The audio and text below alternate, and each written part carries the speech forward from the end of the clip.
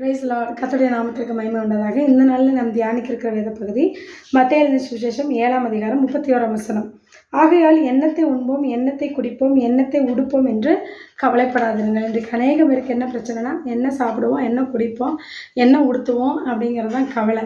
ஆனால் தேவன் சொல்கிறாரு, ஒவ்வொரு மனுஷனுக்கும் தேவையான உணவு, உடை, நீர், காற்று எல்லாவற்றையும் ஆண்டவர் நமக்கு கொடுத்துருக்கிறார்.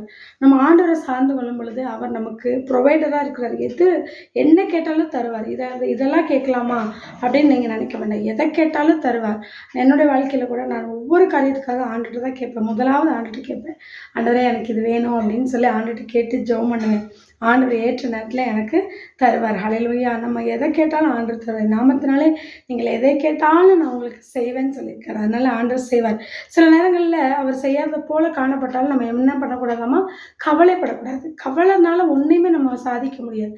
கவலைப்படாமல் கர்த்தருக்கு ஸ்தோத்திரம் பண்ணிக்கொண்டு காத்துக்கொண்டே இருந்தோம்னா கர்த்தர் நமக்கு உதவி செய்வார். தேவன் தாமே இந்த வசனங்களை ஆசீர்வதிப்பாராக. ஆமென். God bless you.